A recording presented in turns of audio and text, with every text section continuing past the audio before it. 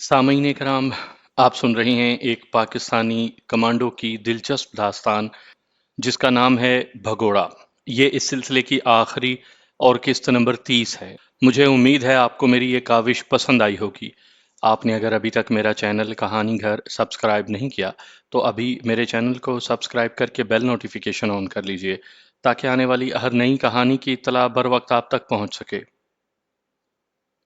वो करीबन मेरा हम उम्र ही था। मुझे देखकर उसका मुंह हैरत से खुला, मगर चील की तरह उस पर झपटते हुए मैंने एक हाथ उसके मुंह पर इस तरह रखा कि उसकी आवाज उसके गले में ही घुट गई। दूसरा बाजू उसके गले में डालते हुए मैंने भरपूर झटका दिया और खटक की आवाज से उसका मनका टूट गया। उसके तड़पते जिस्म को आहिस्ता से जमीन पर लिटाकर मैं तेजी से कमरे में घुस गया। अंदर हल्की पावर का बल्ब रोशन था। उस रोशनी में एक बंदा हल्की चादर ओढ़े चारपाई पर लेटा नजर आया और दूसरी चारपाई खाली पड़ी थी। उस पे सोने वाला हमेशा के लिए सो गया था। मैंने सोने वाले की चादर खींचकर उतारी। क्या है? वो गड़बड़ाते हुए उठ बैठा। बात यह है मिस्टर के उमरजान गंडापुर वल्द हाशिम जान गंडापुर अपना बदला लेने पहुंच गया है। उसे सफरे आखरत पर रवाना करने से पहले मैंने उसे अपना तारुफ करवाना जरूरी समझा। उमर तो तुम यहाँ?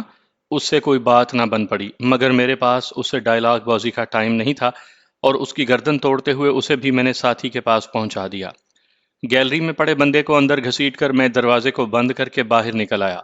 दीवार के साथ खड़ी कलाशनकोफ उठाकर मैंने अमजद को दो उंगलियां खड़ी करके बतला दिया कि कमरे में सिर्फ दो आदमी थे। अगला दरवाजा मुझे खुला हुआ मिला। क्वाड को आहिस्ता से धकेलते हुए मैंने अंदर झांका, मगर अंदर घुप अंधेरा था। जेब से पेंसिल टॉर्च निकाल कर जलाई तो उसकी बारीक रोशनी में मुझे कमरा खाली नजर आया। उसके बाद वाला कमरा भी मुझे खाली मिला। उस कमरे के अंदर दो मजीद अंदरूनी कमरे बने हुए थे।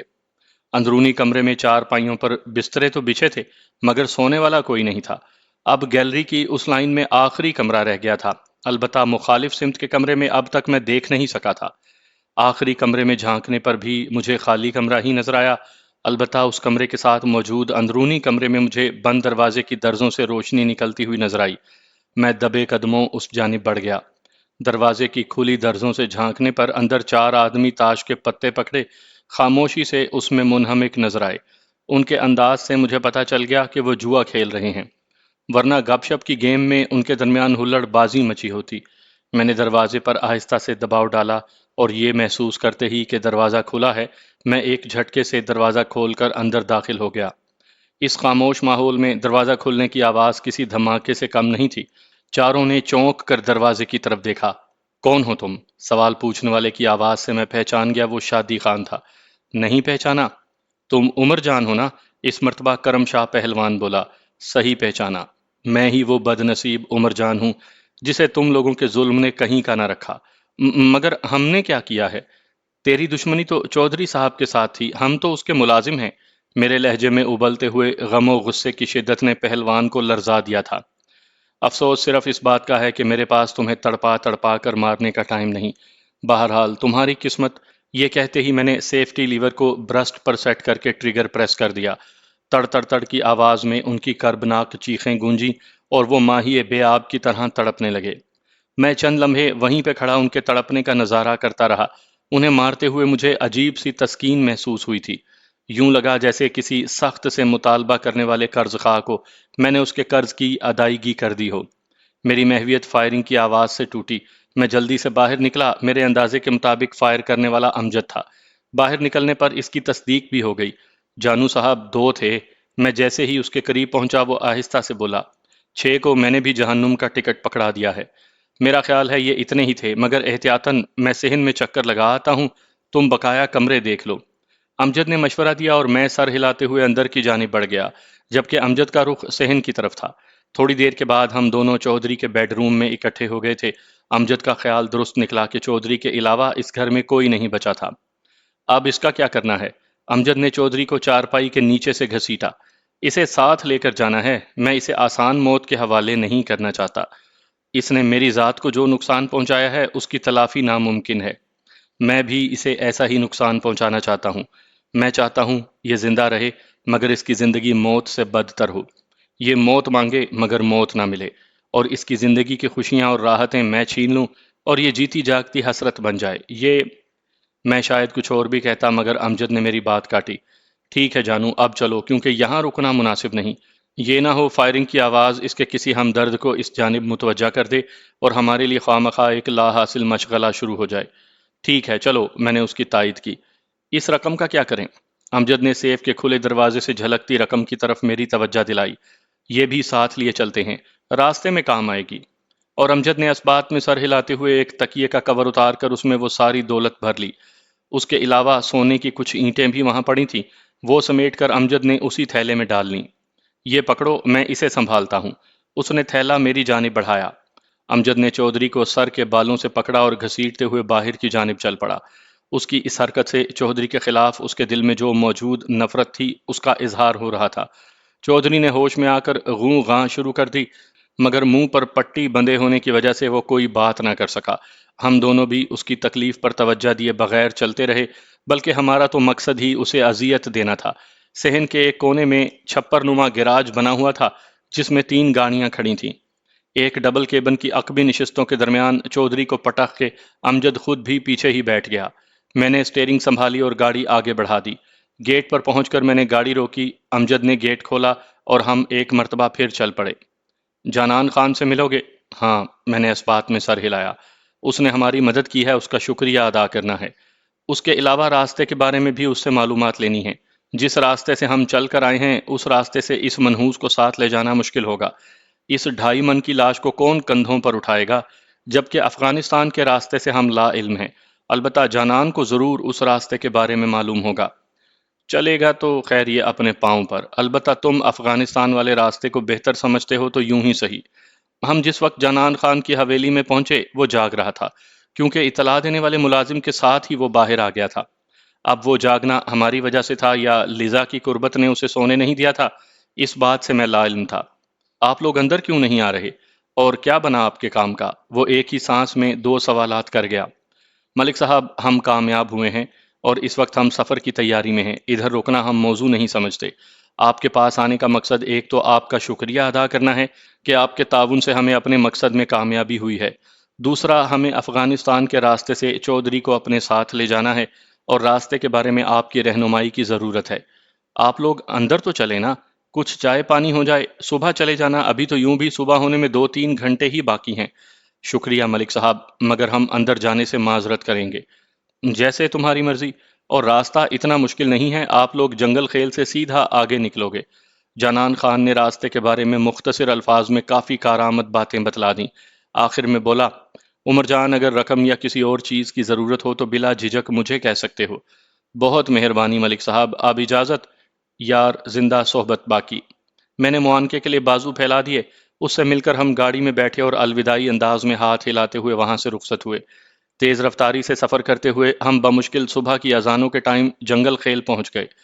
گاڑی کا رخ عبد المجید کے گھر کی طرف موڑتے ہوئے میں نے کہا، میرا خیال ہے آج کا دن سعدیہ کے ہاں گزاریں۔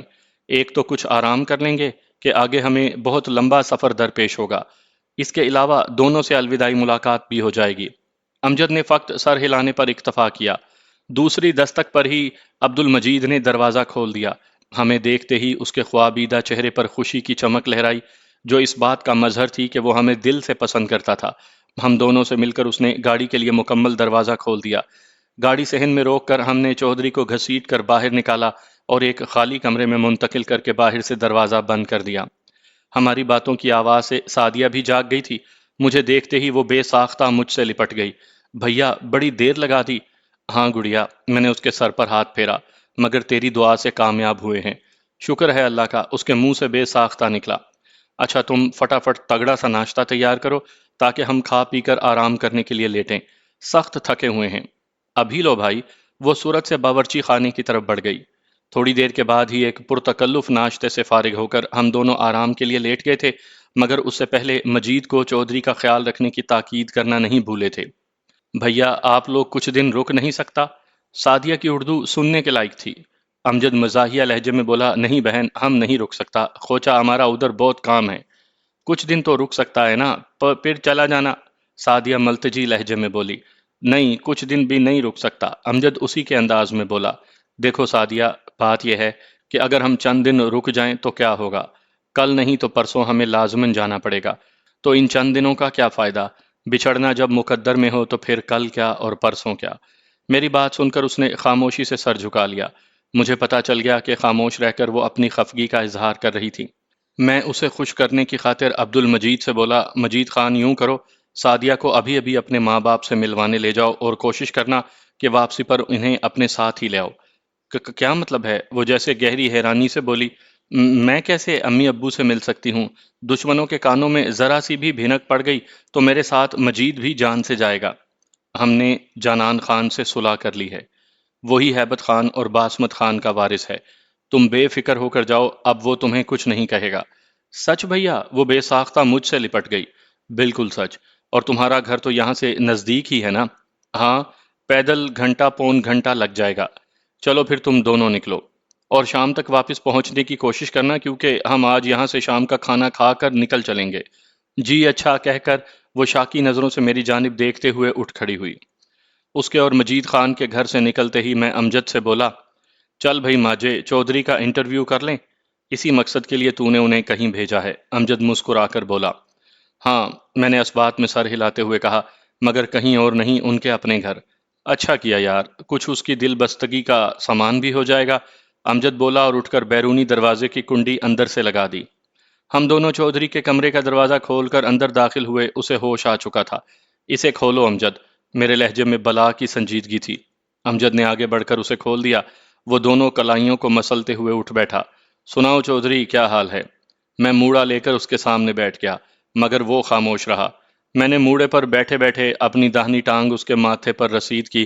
اس کا سر ایک دھماکے سے زمین پر ٹکرایا۔ کمرے کا فرش کچا ہونے کی وجہ سے اسے زیادہ چوٹ نہیں آئی اور وہ کراتا ہوا اٹھ بیٹھا۔ میں نے کچھ پوچھا ہے چودھری؟ عمر جان، تم اچھا نہیں کر رہے۔ یہ الفاظ اس کے منہ میں تھے کہ میں اس پر چیل کی طرح جھپٹا اور لاتوں گھونسوں سے اس کی تواضع کرنے لگا۔ میں اچھا نہیں کر رہا ہوں؟ سور کی اولاد، کتے کے بچے!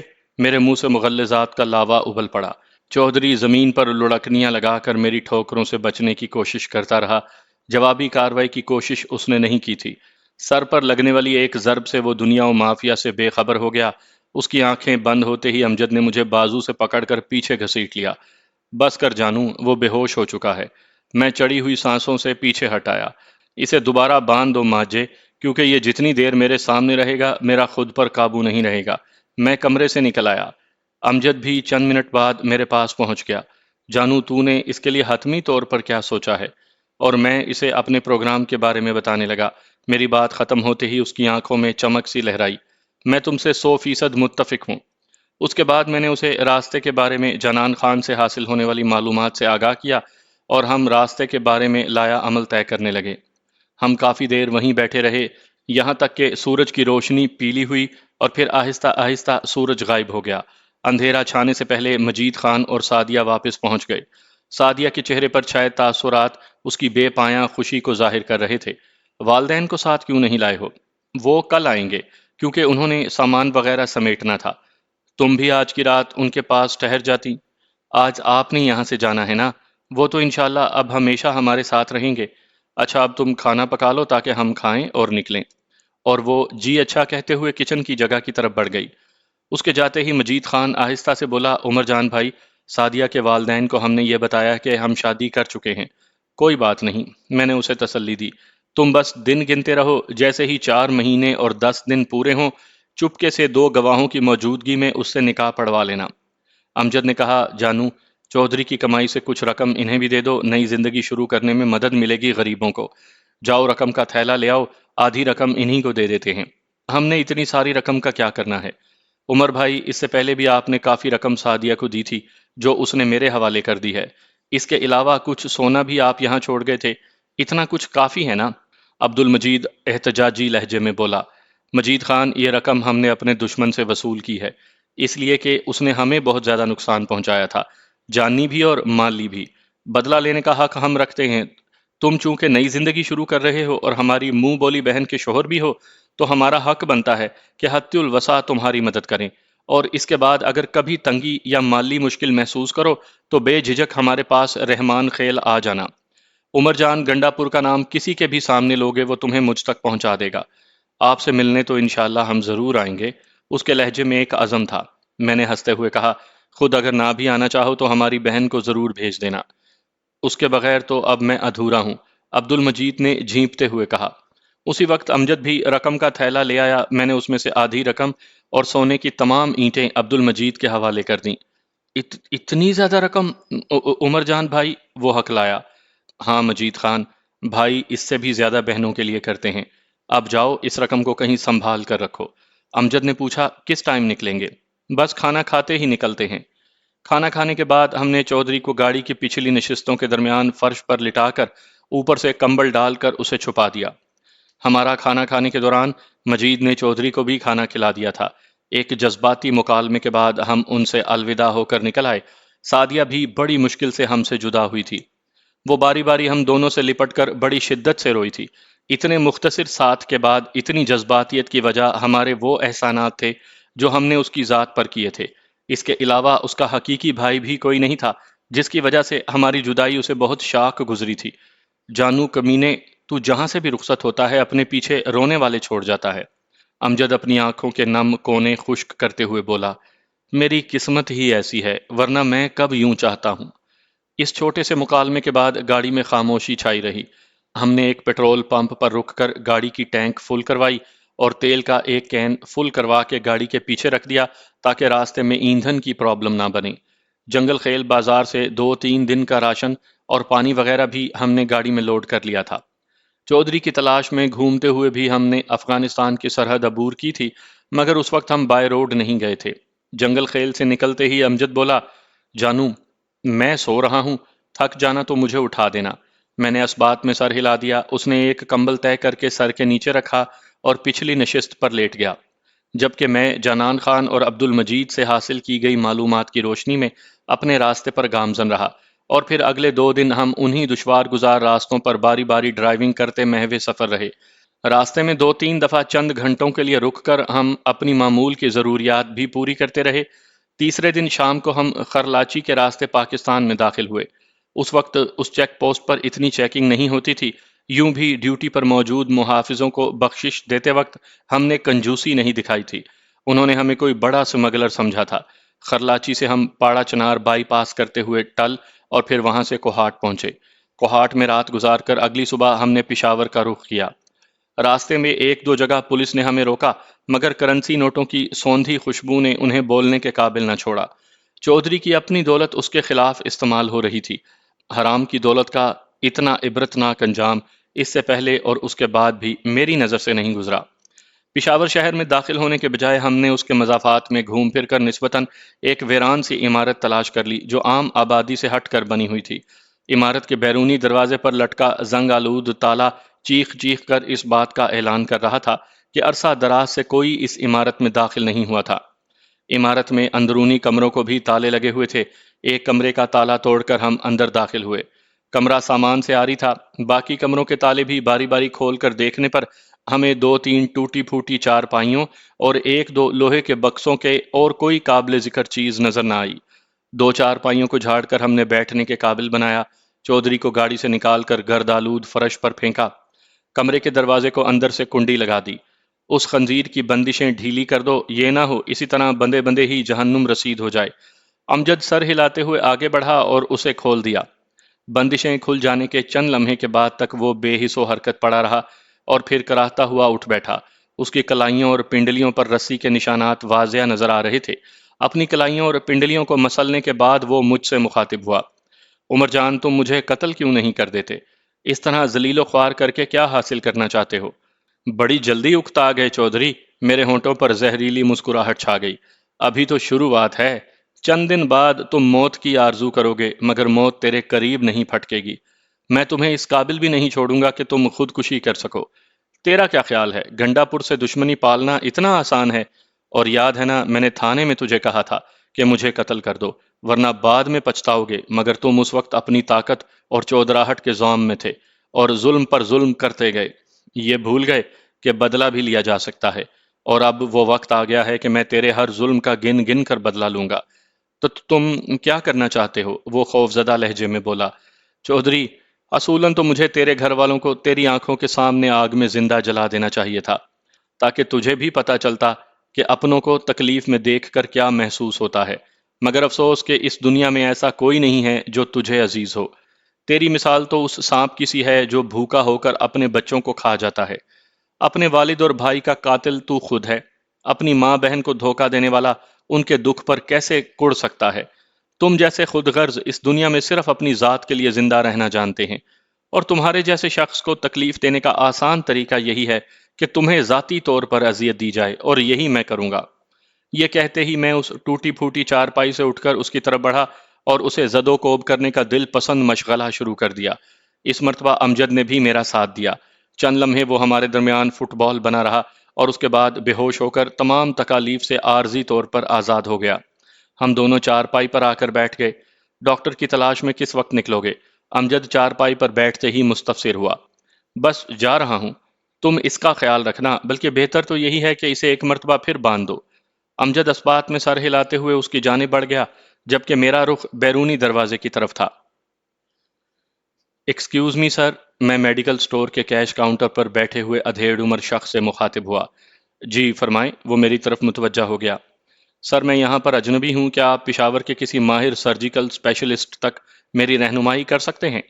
پشاور میں تو کئی ماہر سرجن موجود ہیں، مہنگے بھی اور سستے بھی، سرکاری بھی غیر سرکاری بھی۔ آپ کو کس قسم کا اسپیشلسٹ درکار ہے؟ غیر سرکاری جس کے پاس اپنا ذاتی آپریشن تھیٹر موجود ہو۔ ڈاکٹر کرم دین خان اور ڈاکٹر اے کے شیروانی دونوں کے ذاتی کلینک میں آپریشن تھیٹر کی سہولت موجود ہے، مگر یہ خیال رکھنا کہ ان کی فیس اور بل ادا کرنا بڑا دل گردے کا کام ہے۔ اس لیے عموماً غریب آدمی تو کیا، متوسط طبقے کے لوگ بھی ان کے کلینک کا رخ کرنے سے گھبراتے ہیں۔ اس نے کافی تفصیلی جواب دیا۔ سامعین کے لیے عرض کرتا چلوں کہ دونوں ڈاکٹروں کے فرضی نام بتائے گئے ہیں کیونکہ دونوں ڈاکٹر حیات ہیں۔ اس کے علاوہ بھی کہانی میں کچھ مواقع پر مشہور افراد کے فرضی نام بتائے گئے ہیں۔ یوں بھی ناموں کی اس تبدیلی سے کہانی کے پلاٹ یا واقعات میں کوئی تبدیلی نہیں آتی۔ تھینک یو سر، میں نے اس کا شکریہ ادا کیا۔ اگر زحمت نہ ہو تو ان دونوں کا ایڈریس لکھ دیں، اور اس نے سر ہلاتے ہوئے ایک کاغذ پر دونوں ڈاکٹرز کا پتہ لکھ کر میری جانب بڑھا دیا۔ میں اس کا شکریہ ادا کرتے ہوئے اسٹور سے نکل آیا۔ اس جگہ سے چونکہ ڈاکٹر کرم دین خان کا کلینک نزدیک تھا، اس لیے میں وہاں پہنچا، مگر استقبالیہ سے پتہ چلا کہ ڈاکٹر صاحب عارضی طور پر شہر سے باہر گئے ہوئے تھے۔ ٹیکسی میں بیٹھ کر میں ڈاکٹر اے کے شیروانی کے کلینک پہنچا۔ سر، ڈاکٹر صاحب تو اس وقت آپریشن میں مصروف ہیں، آپ ویٹنگ روم میں انتظار فرمائیں، جیسے ہی فارغ ہوتے ہیں میں آپ کو اطلاع کر دوں گی۔ استقبالیہ پر بیٹھی لیڈی مؤدبانہ لہجے میں بولی، اور میں سر ہلاتے ہوئے ویٹنگ روم کی طرف بڑھ گیا۔ مجھے زیادہ دیر انتظار نہ کرنا پڑا، جلد ہی ڈاکٹر صاحب فارغ ہو گئے۔ استقبالیہ کی طرف سے مطلع ہونے پر میں ڈاکٹر کے کمرے کی طرف بڑھ گیا۔ السلام علیکم۔ وعلیکم السلام، بیٹھیں۔ اس نے سامنے پڑی کرسی کی طرف اشارہ کیا۔ میں شکریہ کہتے ہوئے بیٹھ گیا۔ فرمائیں۔ ڈاکٹر صاحب، بات ذرا رازداری کی ہے، اس لیے برائے مہربانی اگر آپ کام نہ کرنا چاہیں تو اسے اپنے تک ہی محدود رکھیے گا۔ مسٹر، ڈاکٹر نام ہی رازداری کا ہے، تم کھل کر بتاؤ کیا مسئلہ ہے۔ سر، میں دشمن دار آدمی ہوں۔ پچھلے دنوں میں میرا ایک آدمی گولی لگنے سے زخمی ہوا ہے۔ ہماری لاپرواہی اور علاج میں سستی کی وجہ سے زخم کافی بگڑ گیا ہے۔ اب ہو سکتا ہے کہ اس کی ٹانگ ہی کاٹنی پڑ جائے۔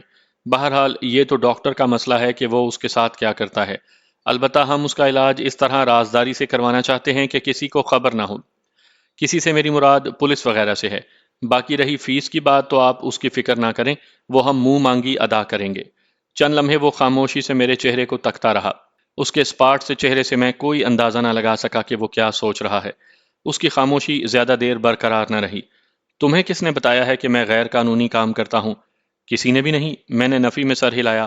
آپ سے پہلے میں ڈاکٹر کرم دین خان کے کلینک پر گیا تھا، مگر وہ عارضی طور پر شہر سے باہر گیا ہوا ہے، اس لیے میں آپ کے پاس آ گیا، اور آپ کے انکار کرنے کی صورت میں کسی اور ڈاکٹر کے پاس چلا جاؤں گا۔ یہ کوئی زور زبردستی کی بات تو ہے نہیں نا؟ 60,000 لگیں گے؟ 70,000 دوں گا، 50,000 پیشگی اور 20,000 بعد میں، لیکن کام میری مرضی کا ہوگا اور آپ کے علاوہ کسی کو بھی پتہ نہیں چلے گا۔ منظور ہے۔ اس کی آنکھوں میں خوشی کی چمک لہرائی۔ 70,000 اتنی معمولی رقم نہیں تھی۔ بے شک وہ کوئی غریب آدمی نہیں تھا، مگر دولت ایک ایسی چیز ہے جس میں اضافہ ہر دنیا دار کی خواہش ہوتی ہے۔ البتہ کام کے دوران مجھے اسسٹنٹ کی ضرورت پڑے گی اور وہ قابل اعتماد آدمی ہے۔ نہیں، آپ کے علاوہ کوئی نہیں۔ اسسٹنٹ کی جگہ میں آپ کا ساتھ دوں گا۔ مگر اس نے ایک لمحے کے لیے سوچا اور پھر بولا، ٹھیک ہے، میں نے جیب میں ہاتھ ڈال کر بڑے نوٹوں کی گڈی نکال کر اس کے سامنے میز پر رکھ دی۔ یہ 50,000 ہیں، باقی کام کی تکمیل کے بعد۔ مریض کس ٹائم لاؤ گے؟ پیسے دراز میں رکھتے ہوئے وہ مستفسر ہوا۔ جو ٹائم آپ مناسب سمجھیں۔ رات کو کیسا رہے گا؟ صحیح ہے۔ کیا مریض کو ادھر لانا پڑے گا؟ ہاں، اس نے اس بات میں سر ہلایا۔ اس کلینک کے پیچھے والا گیٹ آپ کے لیے کھلا ہوگا۔ وہاں سے اندر داخل ہوتے ہی دائیں ہاتھ پر ایک لوہے کا دروازہ ہے، وہ بھی آپ کو کھلا ملے گا، اور اسے کھولتے ہی آپ کو سیڑھیاں اترنی پڑیں گی۔ سیڑھیوں کے اختتام پر آپریشن تھیٹر کا دروازہ ہے۔ میں رات کو 9 بجے پہنچ جاؤں گا۔ کیا کلینک رات کو بند ہو جاتا ہے؟ نہیں، لیکن اس کا آپ پر کوئی اثر نہیں پڑے گا۔ آپ یوں بھی عقبی سمت سے آئیں گے۔ اوکے ڈاکٹر صاحب، پھر رات کو ملاقات ہوگی۔ میں نے اٹھ کر اس سے الوداعی مصافحہ کیا۔ اس رقم کی رسید؟ وہ بھی میرے ساتھ کھڑا ہو گیا۔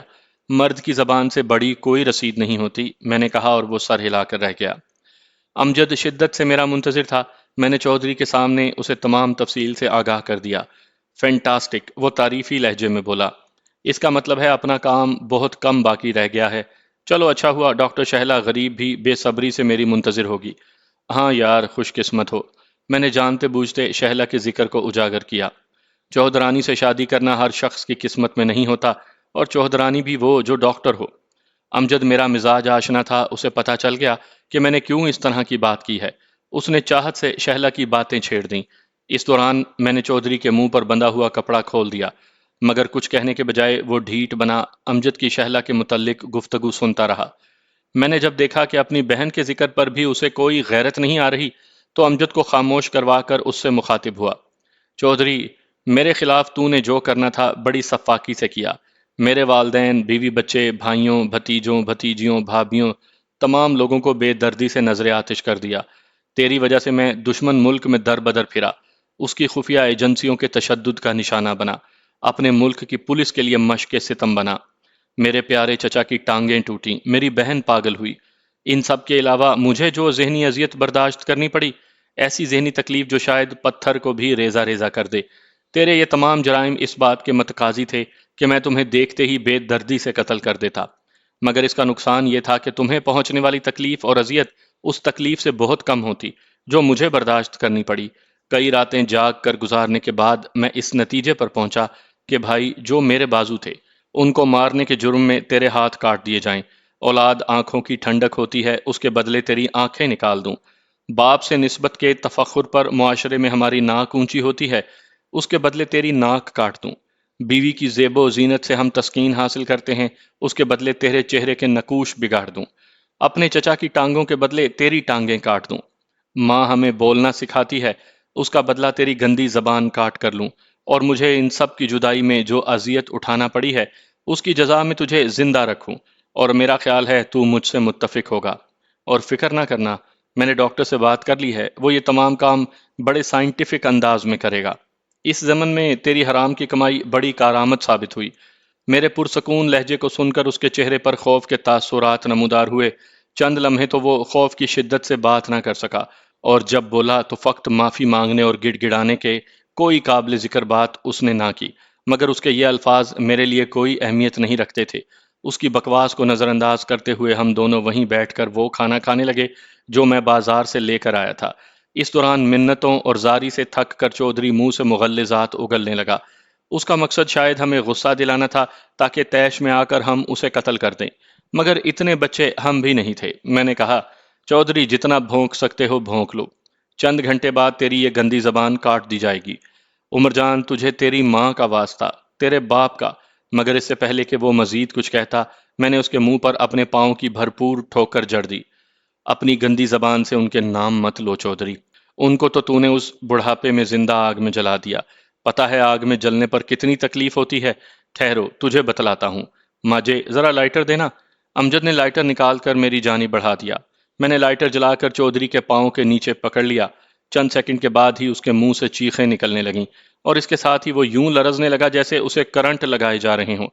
چمڑا جلنے کی سڑاند کمرے میں پھیل گئی، اور تکلیف کی شدت سے وہ بے ہوش ہو گیا۔ اسے اسی حالت میں چھوڑ کر ہم دونوں ان ٹوٹی پھوٹی چار پائیوں پر آمنے سامنے بیٹھ کر آئندہ کا لایا عمل طے کرنے لگے۔ حسب وعدہ ڈاکٹر اے کے شیروانی نے کلینک کا عقبی دروازہ کھلا رکھا تھا۔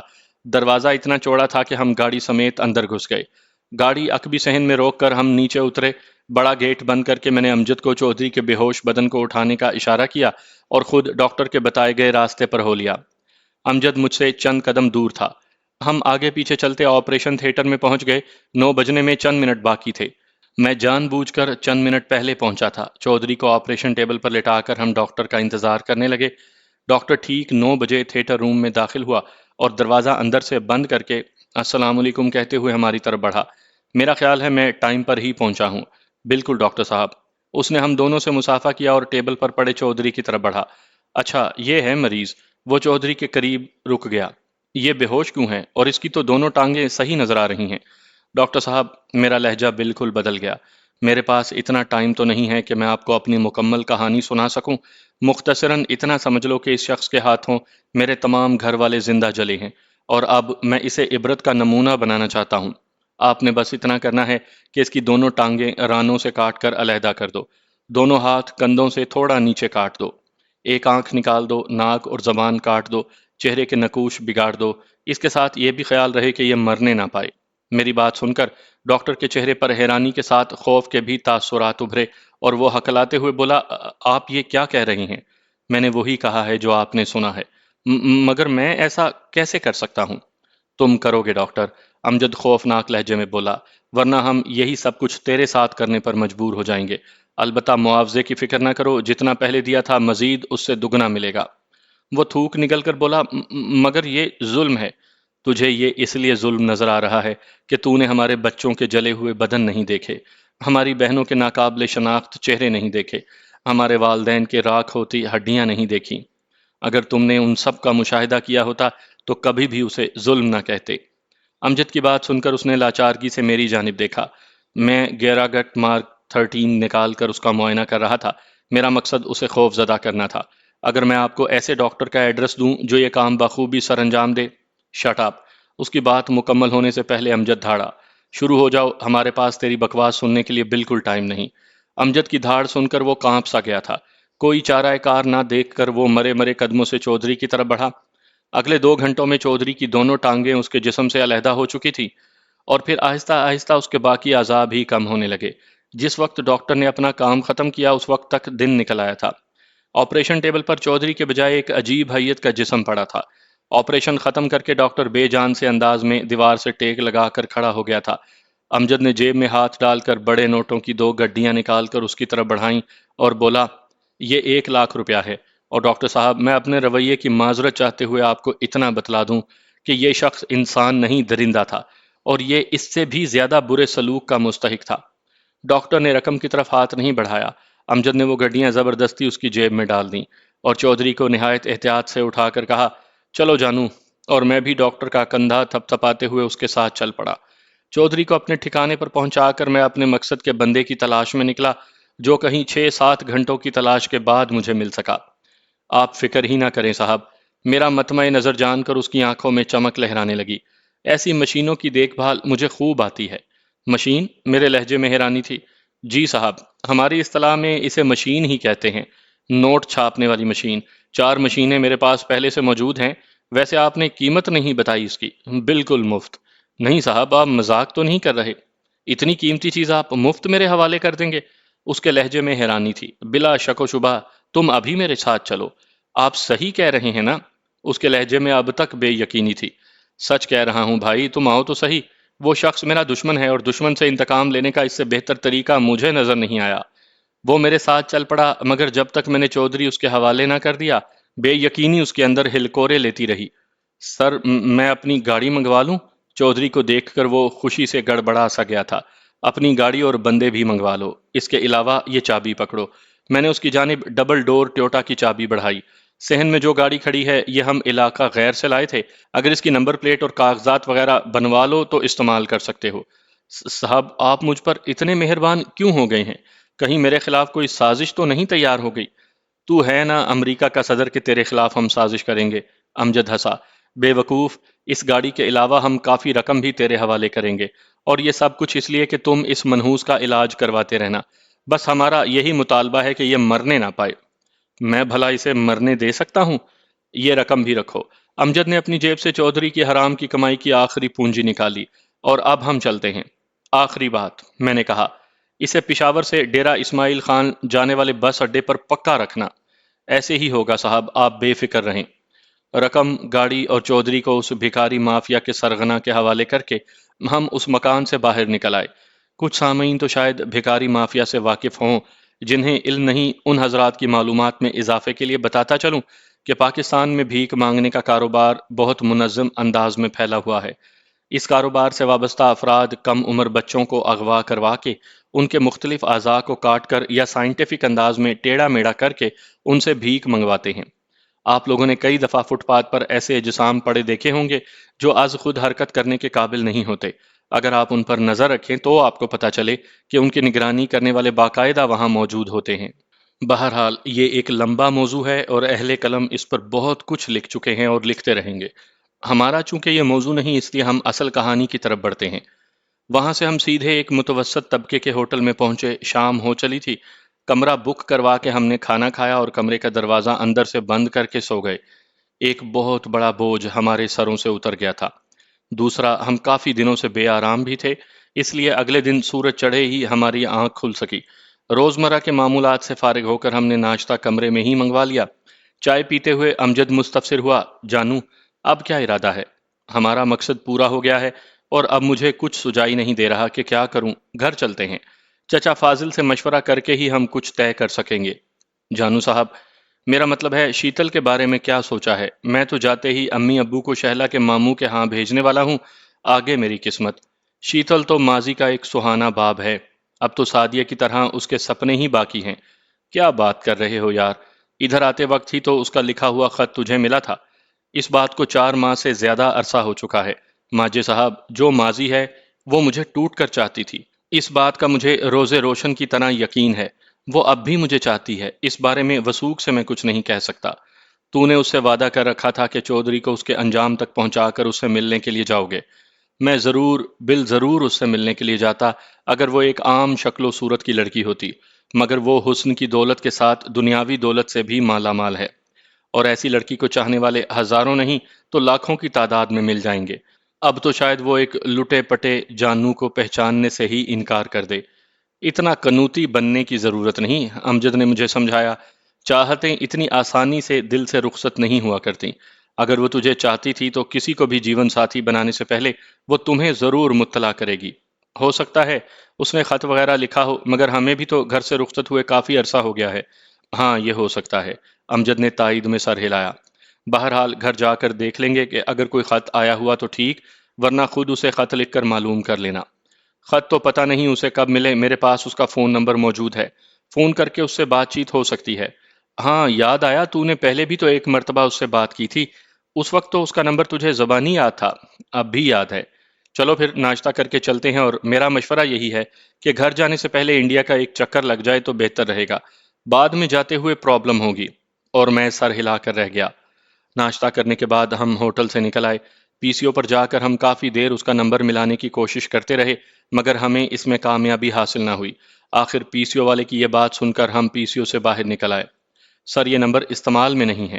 عجیب بات ہے یار، گھر اور آفس دونوں نمبر بند مل رہے ہیں۔ میرا خیال ہے شیتن نے جان بوجھ کر یہ نمبر تبدیل کروا دیے ہیں۔ شاید تیرے ساتھ بے وفائی کرنے سے پہلے اس نے رابطے والے سسٹم کو ختم کرنا ضروری سمجھا ہو۔ میں 100% آپ سے متفق ہوں، میں نے اس کی تائید کی۔ چلو پھر گھر چلتے ہیں، اس نے مشورہ دیا۔ یوں ہی کرنا پڑے گا۔ وہاں سے ہم ہوٹل پہنچے، اپنا سامان سمیٹا، بقایا جات کی ادائیگی کی اور بس اڈے کی طرف چل پڑے۔ امجد شہلا کی یادوں میں ڈوبا ہوا تھا اور گاہے گاہے مجھ سے بھی اپنی حالت پر تبادلہ خیالات کر رہا تھا، جبکہ میری کیفیت عجیب سی ہو رہی تھی، جسے میں فقط بوریت کا نام دے سکتا تھا۔ وہ کام جسے میں نے مقصد حیات اور زندگی کا محور سمجھا تھا، پایہ تکمیل کو پہنچ گیا تھا، اور اس کے بعد زندگی میں کوئی ایسی خواہش باقی نہیں رہی تھی جس کے لیے بے تابی ہوتی۔ شاید شیتل کی محبت مجھے ایک مرتبہ پھر انڈیا جانے پر مجبور کرتی، مگر اس کی طرف سے ٹیلی فون نمبروں کی تبدیلی اس بات کا واضح اعلان تھی کہ وہ مجھے اپنے دل و دماغ سے کھرچ چکی تھی۔ اس بات سے میری انا ہلکی سی مجروح ہوئی تھی، اور دل کے کسی کونے میں مدھم سے غم کا احساس بھی ہو رہا تھا، مگر اس سے پہلے میں جتنی چوٹیں کھا چکا تھا، اس کے مقابلے میں یہ دکھ کچھ بھی نہیں تھا۔ مجھے تو جس دن سے شیتل نے محبت کا اظہار کیا تھا، اس کے دن سے ہی اس کے بچھڑنے کا یقین تھا، اور اسی وجہ سے میں نے اس کی یادوں کو اپنی سوچوں کا محور نہیں بنایا تھا۔ شیتل کے کسی کو ساتھی بنانے کے فیصلے سے میں ہلکا سا خفا ہونے کے باوجود مطمئن تھا۔ ان حالات میں اس کا کام بھی یہی بنتا تھا۔ میں نے بھی تو کبھی اس سے امید افزا بات نہیں کی تھی، اور اس کے باوجود شیتل جیسی لڑکی سے یہ گلہ رکھنا کہ وہ میرا انتظار کیوں نہ کر سکی ابس تھا۔ یہ بھی اس کا بڑا پن تھا کہ اس نے اپنا فون نمبر تبدیل کر کے میرا سامنا کرنے سے احتراز برتا تھا۔ وہ شاید اپنے وعدوں پر شرمندہ تھی۔ میں کوسٹر میں بھی انہی خیالات میں ڈوبا رہا۔ امجد نے ایک دو دفعہ مجھے مخاطب کیا، لیکن میری غائب دماغی محسوس کرتے ہوئے اس نے سیٹ سے ٹیک لگا کر آنکھیں بند کر لیں۔ رحمان خیل کے اسٹاپ پر اتر کر ہم آہستہ قدموں رحمان خیل کی طرف چل پڑے۔ پہلوان ہوٹل کے اڈے کی رونق وہی تھی جو برسوں سے چلی آ رہی تھی۔ بہت تھکے تھکے لگ رہے ہو؟ ہاں یار، بس عجیب سی کیفیت ہو رہی ہے۔ گھر جا کر یہ ساری بوریت دور ہو جائے گی۔ ماجے، اب گھر ہماری قسمت میں کہاں؟ بن جائے گا یار، گھر بھی بن جائے گا، بس ایک فصل اٹھانے کی دیر ہے۔ اس نے مجھے تسلی دی۔ مکان بلا شبہ بن جائے گا، اور میری مراد گھر سے تھی کہ مکان کو ہم گھر نہیں کہہ سکتے۔ کیا تو ہمیں اپنا نہیں سمجھتا؟ تو تو پہلے بھی میرا اپنا تھا، جب امی ابو بھائی اور سعدیہ زندہ تھے، اور تیرا اپنا ایک الگ مقام ہے۔ میرے دل میں کسی کا نعم البدل بننے کی صورت میں تجھے بھی کھو دوں گا۔ یہ ساری بوریت اور کنوتی پن تجھ پر اس لیے طاری ہے کہ ایک تو یک دم فارغ ہو گیا ہے اور کوئی کام تجھے سوج نہیں رہا، دوسرا شیتل سے تجھے اس کام کی توقع نہیں تھی جو وہ کر گزری۔ بہرحال فکر مت کرو، رضیہ موجود ہے نا، اس سے مل کر اپنا غم غلط کر لینا۔ امجد سنجیدگی سے بات کرتے کرتے مذاق پر اتر آیا۔ رضیہ تجھے ہی مبارک ہو، میں اس کے بغیر ہی بھلا۔ البتہ مصروفیت والی بات تو نے خوب کہی۔ میرا تو خیال ہے کل پرسوں سے اپنی حویلی پر کام شروع کروا دوں۔ یوں کب تک اسلم بھائی کے گھر میں ٹکے رہیں گے؟ ایسے ہی کر لیں گے، مگر ایک مہینے کے اندر اندر یہ کام مکمل کروانا پڑے گا، کیونکہ میں مزید شہلا سے دور نہیں رہ سکتا۔ بلے بھائی بلے، اتنی جلدی ہے تو خیمہ لگا لیتے ہیں۔ خیمہ کیوں؟ وہ تیری شیتل جیسی نہیں ہے کہ آنکھ سے اوجل ہوتے ہی کوئی اور شریک سفر ڈھونڈ لیا۔ اچھا اب بک بک بند کرو، وہ سامنے اسلم بھائی نظر آ رہا ہے۔ میں نے اسلم بھائی کو سفید ٹوپی کے ساتھ گھر سے نکلتے دیکھ کر کہا۔ وہ شاید شام کی نماز کے لیے جا رہا تھا، مگر ہم پر نظر پڑتے ہی وہ تیر کی طرح ہماری طرف بڑھا اور گرم جوشی سے ملا۔ کس ٹائم پہنچے ہو؟ ابھی اترے ہیں گاڑی سے اور سیدھے ادھر ہی آئے۔ گھر نہیں گئے کیا؟ اس کے لہجے میں حیرانی تھی۔ گھر؟ مگر گھر تو رہنے کے قابل نہیں تھا۔ رہنے کے قابل کیا، وہ بہت ہی اچھے انداز میں تعمیر کر لیا گیا ہے۔ آپ آئیں، امی جان اور اپنی بہن سے ملیں، پھر چلتے ہیں۔ مجھے لے کر وہ گھر میں گھس گیا، جبکہ امجد بیٹھک میں چلا گیا۔ جمیلہ باجی باورچی خانے میں تھی۔ اکرم کی ماں دیکھو تو کون آیا ہے؟ اسلم نے اونچی آواز میں اسے پکارا۔ اس نے باہر جھانکا اور مجھے دیکھتے ہی بھاگ کر آئی اور مجھ سے لپٹ گئی۔ میرے ماتھے اور سر پر بوسے دیتے ہوئے وہ رونے لگی۔ مومانی جان بھی ہماری آواز سن کر اندرونی کمرے سے نکل آئیں۔ عمر پتر، یہ تو ہے؟ وہ ہم دونوں بہن بھائی کے گرد اپنے بازوؤں کا حلقہ بناتے ہوئے بولیں۔ شکر ہے تو آ گیا ہے، یہ پگلی تو ہر وقت تجھے یاد کر کے روتی رہتی ہے۔ ہاں ماں جی، میں آ گیا ہوں، اور انشاءاللہ اب کبھی نہیں جاؤں گا۔ اللہ کرے ایسا ہی ہو، وہ گلوگیر لہجے میں بولی۔ تھوڑی دیر ہم اسی طرح جذباتی کیفیت میں رہے، پھر مومانی جان مجھے لے کر چارپائی پر بیٹھ گئیں اور جمیلہ باجی چائے بنانے لگیں۔ اسلم بھائی گھر سے نکل گیا تو شاید وہ مغرب کی نماز پڑھنے گیا تھا۔ چائے بننے تک مومانی جان مجھ سے سفر کا حال احوال پوچھتی رہیں۔ میرے جانے کی غرض و غایت اس سے چھپی ہوئی نہیں تھی۔ میں نے مختصر الفاظ میں اسے چودھری کے انجام سے آگاہ کر دیا تھا۔ جیسے ہی چائے تیار ہو کر آئی، میں تھرمس اور ایک کپ امجد کو بیٹھک میں پکڑا آیا اور پھر آ کر مومانی اور باجی سے گپ شپ کرنے لگا۔ جمیلہ باجی اللہ کے فضل و کرم سے بالکل ٹھیک ہو گئی تھی۔ مزید تھوڑی دیر گزرنے کے بعد میں نے جانے کی اجازت چاہی۔ اسی وقت اسلم بھائی بھی گھر میں داخل ہوئے۔ عمر بھائی، میں نے گھر میں آپ دونوں کی آمد کا بتلا دیا ہے، سب بے چینی سے آپ کے منتظر ہیں۔ کیا یہ گھر سے ہو کر نہیں آئے تھے؟ مومانی حیرانی سے مستفسر ہوئیں۔ نہیں ماں جی، اسلم سعادت مندی سے بولا۔ پھر تو ہاں ماں جی، اسلم نے جلدی سے قطع کلامی کی۔ گھر جا کر اسے معلوم ہو جائے گا، آپ رہنے دیں۔ کیا معلوم ہو جائے گا؟ میں حیرانی سے مستفسر ہوا۔ اس کا انداز مجھے بڑا عجیب لگا تھا۔ یہی کہ آپ کا گھر بہت خوبصورت بن گیا ہے۔ تجھے تو پتہ ہے کہ امی جان نے اگر تفصیل بتلانی شروع کر دی تو ساری تفصیلات بتا کر دم لیں گی اور آپ لوگ مزید کئی گھنٹے لیٹ ہو جاؤ گے۔ میں اس کی وضاحت سے مطمئن تو نہیں ہوا تھا، مگر پھر بھی میں نے کچھ کہنے کی ضرورت محسوس نہ کی اور باجی اور مومانی جان سے اجازت لے کر ان کے گھر سے نکل آیا۔ امجد کو بھی اسلم بھائی نے بیٹھک سے بلا لیا اور ہم اپنے گھر کی طرف روانہ ہو گئے۔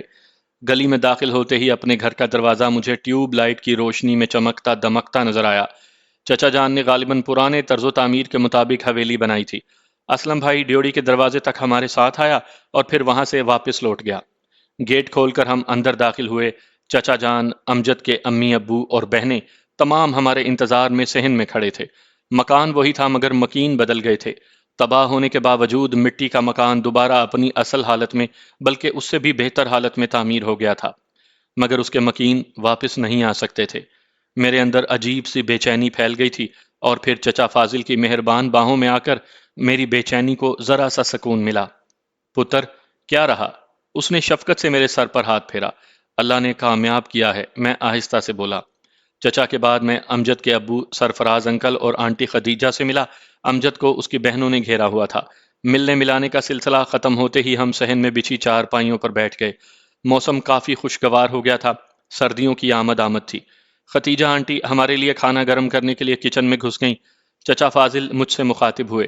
پتر، تم بیٹھو مت، اپنے مہمان سے جا کر ملاؤ، بلکہ اسے ادھر ہی لے آؤ تاکہ وہ بھی تیرے ساتھ کھانا کھا لے۔ میرا مہمان؟ میرے لہجے میں حیرانی تھی۔ ہاں ہاں، تیرا مہمان۔ کون ہے؟ خود جا کر دیکھ لے، تیرے کمرے میں ہوگا، کوئی پرانا دوست ہے تیرا۔ اور میں بے پناہ تجسس کے لیے اپنے کمرے کی طرف بڑھ گیا۔ اس گھر کا چپا چپا میرا دیکھا بھالا تھا۔ چچا فاضل نے پچھلی تعمیر کے مطابق سب کچھ بنوایا تھا۔ وہ در و دیوار جن میں کبھی عدنان کے کہے گونجتے تھے، سعدیہ کی پیار بھری سرگوشیاں سنائی دیتی تھیں، امی ابو کی شفقت اور ڈانٹ بھری نصیحتیں ملتی تھیں، بالکل خاموش تھیں۔ چچا فاضل کے سامنے سے ہٹتے ہی ان مانوس در و دیوار نے میرے دل میں عجیب سی رکت بھر دی تھی۔ میں بمشکل اپنے آنسوؤں کو روکے اپنے کمرے کے دروازے تک پہنچا۔ یہ وہ دروازہ تو نہیں تھا جس نے میری جان حیات سعدیہ کے حیات آفریں ہاتھوں کا لمس چکھا ہوا تھا، البتہ بناوٹ اور شکل کے لحاظ سے بالکل اسی کے مشابہ تھا۔ میں ایک لمحے دروازے کے سامنے رک کر اسے محبت بھری نظروں سے دیکھتا رہا، پھر آہستہ سے دروازہ کھول کر اندر داخل ہوا۔ تمام کمرہ مجھے خالی دکھائی دیا، مگر کمرے میں بکھری خوشبو کسی کی موجودگی کا پتہ دے رہی تھی، اور یہ خوشبو میرے لیے انجان نہیں تھی۔ البتہ اس خوشبو کو سونگھ کر جو نام میرے ذہن میں ابھر رہا تھا وہ حیران کن ضرور تھا۔ میں نے دروازے سے چند قدم آگے بڑھائے۔ مجھے شک تھا کہ کمرے میں موجود شخصیت باتھ روم میں چھپی تھی، مگر میری یہ غلط فہمی اس وقت دور ہوئی جب مجھے پیٹھ پیچھے قدموں کی آواز آئی۔ میں جھٹکے سے پیچھے مڑا، لیکن وہ جو بھی تھا بلکہ تھی، وہ بڑی شدت سے میرے ساتھ لپٹ گئی۔ جان! اس کے منہ سے نکلی مترنم مانوس آواز نے میرے کانوں میں رس گھولا۔ شیتل، تم؟ میں نے اسے زبردستی خود سے علیحدہ کر کے اس کا روشن چمکتا ہوا حسین و جمیل چہرہ دیکھا اور پھر اپنے ساتھ لپٹا لیا۔ ہاں جان، میں، وہ عجیب وارفتگی سے بولی، میں تجھے بھلا نہ پائی، تیرے بغیر رہ نہ سکی۔ تو کل بھی میرے بنا جی سکتا تھا، اور آج بھی تجھے اس میں کوئی مشکل درپیش نہیں آئے گی، مگر میرے لیے یہ ممکن نہیں تھا۔ میں مجرم ہوں، مجھے اقرار ہے جرم محبت کا، مگر پہلے خطا پر غور کر لو، پھر سزا دینا۔ شیتل پگلی، تو اچھی طرح میری مجبوریوں سے واقف ہے۔ تجھ سے جدا ہو کر جب میں اپنے گاؤں پہنچا اور جو کچھ مجھ پہ بیتی، میں وہ تجھے فون پر بتا چکا ہوں۔ باقی کی کہانی تجھے چچا کی زبانی معلوم ہو گئی ہوگی۔ کیا تجھے لگتا ہے کہ ان حالات میں تجھ سے کسی قسم کا وعدہ و وعید کر سکتا تھا؟ میں تو فقط ایک جھوٹی تسلی کی طلبگار تھی۔ اس نے اپنا سر ذرا سا پیچھے کر کے میری آنکھوں میں جھانکا اور دوبارہ اپنا سر میرے سینے پر رکھ دیا۔ شیتل، آج میں آزاد ہوں، اپنے سارے ضروری کام میں نے نمٹا لیے ہیں۔ آج میں جھوٹ موٹ نہیں بلکہ سچائی سے یہ درخواست کر رہا ہوں، حالات سے لڑتے لڑتے میں ٹوٹ چکا ہوں، بکھر چکا ہوں۔ اپنی محبت اور اپنے پیار سے مجھے سمیٹ لو۔ اسی لیے تو اپنا وطن چھوڑ کر آئی ہوں، اور یہ جو بار بار تم مجھے شیتل کہہ کر پکار رہے ہو نا، تو تمہاری اطلاع کے لیے عرض کر دوں کہ اب میرا نام سعدیہ ہے۔ اس کی بات سن کر میرے دل میں جو جذبات اٹھے انہیں لفظوں کا جامہ پہنانا مشکل تھا، اور اس کام کے لیے میں نے الفاظ کے بجائے اعضاء کا سہارا لیا۔ جانے کتنی دیر ہم نے اسی محویت میں گزاری۔ دروازے پر ہونے والی دستک نے ہمیں ایک دوسرے سے دور ہونے پر مجبور کر دیا۔ دروازہ کھولے بغیر امجد چہکا، قبلہ اگر تعارف ہو چکا ہو تو چلیں، غریب سا بندہ بھوکے پیٹ کھانے پر آپ کا منتظر ہے، اور کھانا ایک مرتبہ ٹھنڈا ہو چکا ہے، دوسری مرتبہ میں اسے ٹھنڈا نہیں ہونے دوں گا، اور نہ ہی تیرے لیے تیسری مرتبہ گرم کیا جائے گا۔ خدا حافظ۔ یہ امجد ہے نا؟ شیتل نے مسکراتے ہوئے تصدیق چاہی۔ ٹھیک پہچانا۔ میں نے اسبات میں سر ہلایا۔ چلو کھانا کھا لیں۔ کھانا کھانے کے دوران چچا فاضل نے بتایا کہ جیسے ہی ہم بنو روانہ ہوئے تھے، اگلے دن شیتل رحمان خیل پہنچ گئی تھی اور چند دنوں کے اندر ہی اندر اس نے چچا فاضل، چچا سرفراز، آنٹی ختیجہ اور امجد کی بہنوں کو اخلاق، محبت اور خدمت سے اپنا گرویدہ کر لیا تھا۔ وہ کافی رقم ساتھ لائی تھی اور چچا فاضل سے بے پناہ اصرار کر کے اس نے حویلی پر کام شروع کروا دیا تھا، اور یہ اس کی خواہش تھی کہ حویلی کو پرانے طرز تعمیر پر بنایا جائے گا۔ کھانے کے بعد تمام لوگ غیر محسوس انداز میں ہمیں اکیلا چھوڑ کر غائب ہو گئے۔ ہم دونوں صحن سے اٹھ کر کمرے میں آ بیٹھے۔ رات گئے تک ہم باتوں میں مشغول رہے۔ شیتل مجھے میرے جانے کے بعد کے واقعات سنانے لگی۔ میرے انڈیا سے آتے ہی اس نے چوری چھپے اسلام قبول کر لیا تھا۔ اپنے باپ کی موت کے بعد زیادہ دن وہ فیکٹریوں کو نہ سنبھال سکی کہ تجربے کی کمی کے ساتھ اسے شوق بھی نہیں تھا۔ آخر کار دونوں فیکٹریاں اور جائیداد بیچ کر اس نے زیادہ تر پیسہ سوئٹزرلینڈ کے ایک بینک میں جمع کروایا اور میرے لیے پاکستان پہنچ گئی۔ اس سارے کام میں شیش ناگ نے اس کی بہت مدد کی تھی۔ وہ برملا اسے اپنی بہن کہتا تھا، اور شیتل کے بقول یہ سب کچھ اس نے میرے اس احسان کا بدلہ چکانے کے لیے کیا تھا جو میں نے اسے زندہ چھوڑ کر کیا تھا۔ نیند ہماری آنکھوں سے کوسوں دور تھی، مگر ہم ساری رات اکیلے کمرے میں اکٹھے نہیں گزار سکتے تھے۔ بزرگوں کی موجودگی ہمارے لیے بہت بڑی رکاوٹ تھی، اور اس بات سے شیتل بھی اچھی طرح واقف تھی۔ وہ بمشکل مجھے خدا حافظ کہہ کر امجد کی بہنوں کے کمرے میں سونے کے لیے چل دی۔ ایک ہفتے کے اندر اندر ہماری شادی ہو گئی۔ اپنی شادی میں نے بڑی یاد سے رضیہ میر نیاز خان کو بلایا تھا، اور اس نے بھی بڑے اہتمام سے شادی میں شرکت کی، مگر شیتل کی شکل و صورت دیکھ کر اسے کوئی بات کرنے کی جرت نہ ہو سکی۔ البتہ آخری دن مجھے مبارکباد دینے کے بہانے میرے قریب آ کر اس نے فقط اتنا کہا، جان، مبارک ہو، تم اپنے دعوے میں سچے نکلے۔ میری شادی کے ایک ہفتے بعد امجد کی شادی بھی شہلا چودھری سے ہو گئی۔ میں نے اپنی آدھی زمینیں زبردستی امجد کے نام کر دی تھی۔ شیتل بہت اچھی، فرما بردار اور محبت کرنے والی بیوی ثابت ہوئی۔ شادی کے ایک سال بعد ہی اس نے مجھے ایک پیارے سے بیٹے کا تحفہ دیا، جس کا نام اس نے بڑی چاہت سے عدنان رکھا۔ عدنان کی پیدائش کے ایک مہینے بعد امجد اور میں چودھری اکبر کو دیکھنے کے لیے گئے تھے۔ وہ لوہے کی ایک ریڑھی پر چیتھڑوں میں لپٹا ہوا پڑا تھا۔ اس کے زخم ابھی تک مندمل نہیں ہوئے تھے۔ شاید جس بندے کے حوالے ہم اسے کر کے آئے تھے، وہ اس کے زخم ٹھیک ہونے نہیں دینا چاہتا تھا، اور اس کی وجہ اس کے علاوہ اور کوئی نہیں تھی کہ اس حالت میں چودھری کو بھیک زیادہ ملتی تھی۔ اس ناگفتبا حالت کے باوجود چودھری نے ہمیں دیکھتے ہی پہچان لیا تھا۔ اس کی آنکھوں میں شناسائی کی چمک ابھری، اور اس کے بعد اس کی آنکھوں میں نفرت کے بجائے التجا جھلکنے لگی۔ اس کی آنکھوں کی تحریر پڑھنے میں ہمیں کوئی دشواری پیش نہیں آئی۔ اس کی آنکھیں چیخ چیخ کر کہہ رہی تھی کہ عمر جان، مجھے معاف کر دو، میں نے بہت سزا کاٹ لی ہے، بہت اذیت برداشت کر لی ہے، اب مجھے موت کی بھیک دے دو۔ بس بہت ہو چکا، تو نے مجھ سے سب کچھ چھین لیا، اب زندگی بھی لے لو۔ میں تیرا مجرم تھا، تو نے اپنی پسندیدہ سزا سے مجھے ہمکنار کیا۔ اسے میں زیادتی تو نہیں کہتا، لیکن اگر زیادتی ہے بھی صحیح، تب بھی میں تجھ سے کوئی گلہ نہیں کرتا۔ بس تم مجھے موت کا تحفہ دے دو، خدا تمہاری عمر دراز کرے، تمہارے بیوی اور بچوں کو تمہاری آنکھوں کی ٹھنڈک بنائے۔ اب مجھے معاف کر دو، معاف کر دو، معاف کر دو۔ مگر ہم پر اس کی یہ التجائیں اثر نہ کر سکیں۔ اس کے بعد ہم نے ہر 6 ماہ بعد اس کے پاس جانے کا معمول بنا لیا، اور پھر وہ ہمارا 5واں چکر تھا جب میں اس کی خاموش التجاؤں کو نہ ٹال سکا، اور بازار سے مٹھائی خرید کر میں نے اس میں زہر ملا دیا۔ اس کی ریڑھی کے نزدیک پہنچ کر میں نے اس میں چند سکے ریزگاری پھینکی، اور مٹھائی کی ڈلی جیب سے نکال کر اس کے منہ کی طرف بڑھائی۔ یہ لے چودھری، تیرے دکھوں کا اختتام کرنے والی مٹھائی ہے۔ چودھری نے شکر گزار نظروں سے میری جانب دیکھا اور مسکراتے ہوئے منہ کھول دیا۔ یہ 2.5 سالوں میں پہلی مسکراہٹ تھی جو اس کے لبوں پر ابھری تھی۔ چونکہ اس کی سماعت ٹھیک تھی، اس لیے میں نے اسے آگاہ کرنا ضروری سمجھا تھا کہ وہ اپنے آخری وقت سے بے خبر نہ رہے۔ اس کے مٹھائی نگلتے ہی ہم تیزی سے وہاں سے پھوٹ لیے، کیونکہ مٹھائی میں بہت زوردار زہر ملا ہوا تھا۔ وہ دن ہوٹل میں گزار کر جب اگلے دن ہم واپسی کے لیے بس اڈے پہنچے، تو چودھری والی جگہ پر ایک نابینا فقیر بیٹھا نظر آیا۔ چودھری اپنے اعمال کے ساتھ اپنے خالق حقیقی کے پاس پہنچ گیا تھا۔ چند سالوں کے بعد ہی امجد اور میں 4 بچوں کے باپ بن چکے تھے۔ وہ دوپہر کا وقت تھا، میں زمینوں کا چکر لگا کر لوٹا، ہاتھ منہ دھو کر جیسے ہی میں چارپائی پر بیٹھا، سعدیہ نے یعنی شیتل نے لسی کا کٹورا، روٹیوں کا چھابا اور سالن میرے آگے رکھ دیا۔ گھر میں ملازمہ موجود ہونے کے باوجود وہ میرے تمام کام اپنے ہاتھوں سے کرنا پسند کرتی۔